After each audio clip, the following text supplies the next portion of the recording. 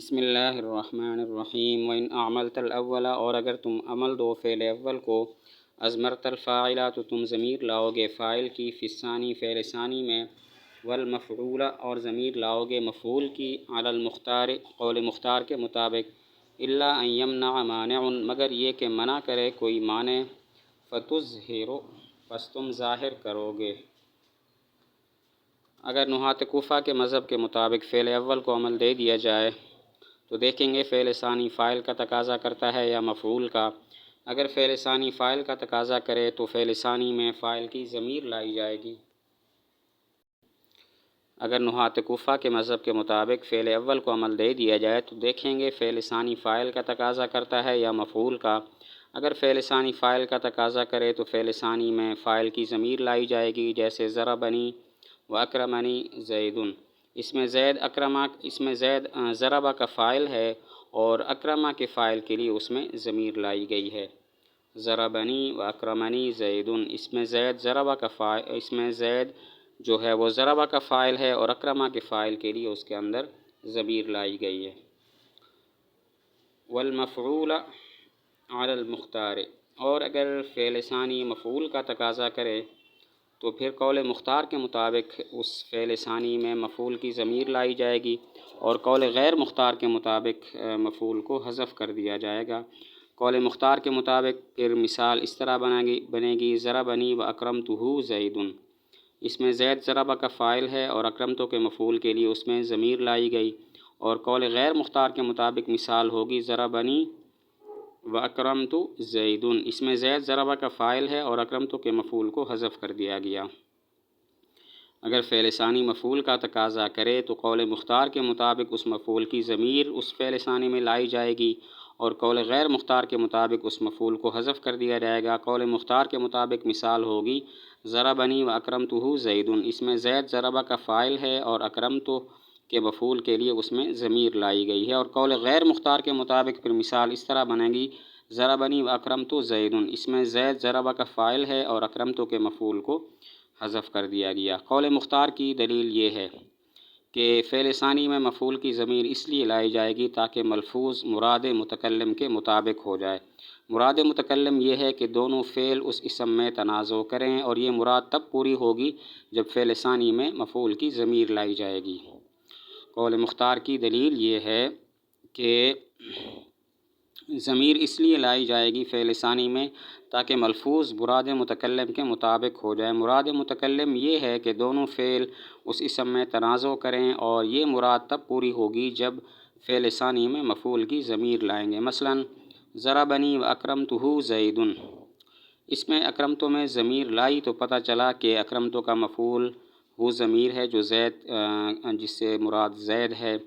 لیکن اگر اکرمتہ کے مفعول کو اس کی ضمیر کو حذف کر دیں اور کہیں ضربنی و اکرمتہ زید، تو یہ معلوم نہیں ہوگا کہ اکرمتہ کا مفعول یہی زید ہے یا کچھ اور ہے، کوئی اور ہے۔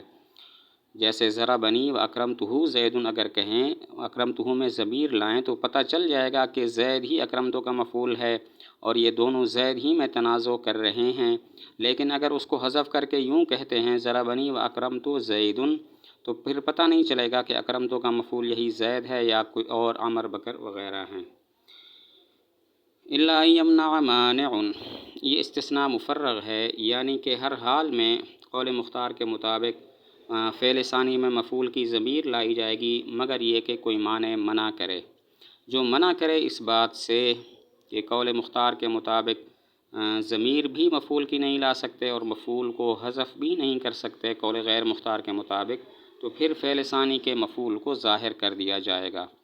الا ان یمنع مانع، یہ استثناء مفرغ ہے، یعنی تمام اوقات میں قول مختار کے مطابق فعل ثانی میں مفعول کی ضمیر لائی جائے گی مگر یہ کہ کوئی مانع منع کرے، جو منع کرے اس بات سے کہ فعل ثانی میں نہ تو مفعول کی ضمیر لا سکتے ہیں اور نہ ہی اس کو حذف کر سکتے ہیں، تو فتظہر پھر تم فعل ثانی کے مفعول کو ظاہر کرو گے۔ باقی معنی کی صورت یہ ہے کہ فعل ثانی کا مفعول افعال قلوب کا مفعول ثانی ہو۔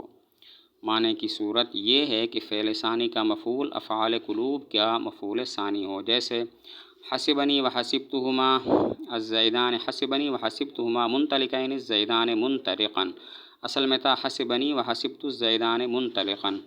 تو پہلے ان دونوں نے زیدان میں تنازع کیا، حسبنی چاہتا تھا زیدان میرا فاعل بنے، حسبت چاہتا تھا زیدان میرا مفعول بنے۔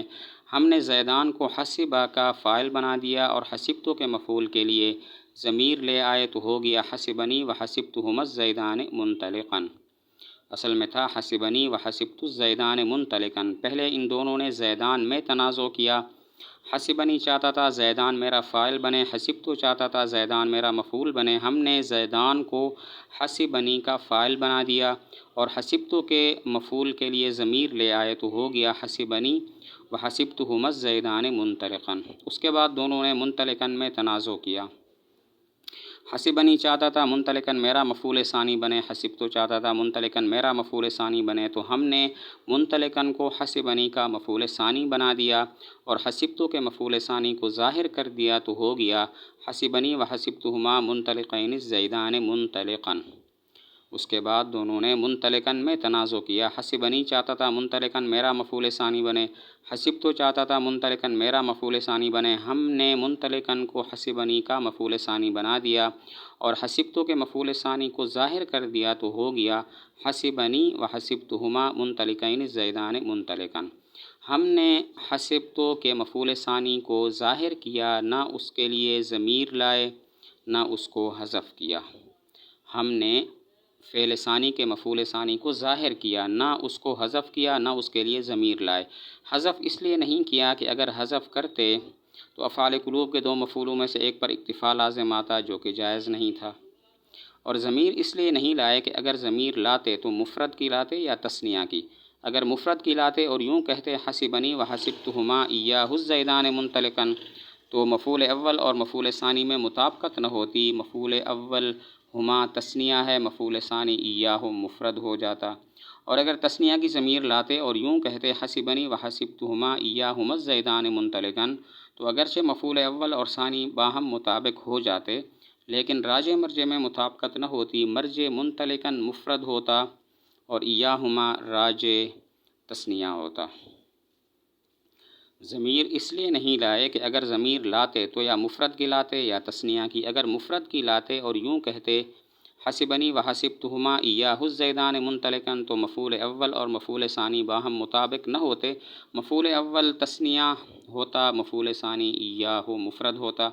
اور تثنیہ کی ضمیر اس لیے نہیں لائے کہ اگر تثنیہ کی ضمیر لاتے اور یوں کہتے حسبنی و حسبتہما ایاہما الزیدان منطلقاً تو اگرچہ مفعول اول اور ثانی باہم مطابق ہو جاتے لیکن راجع مرجع میں مطابقت نہ ہوتی، مرجع منطلقاً مفرد ہوتا اور راجع ایاہما ضمیر تثنیہ کی ہوتی۔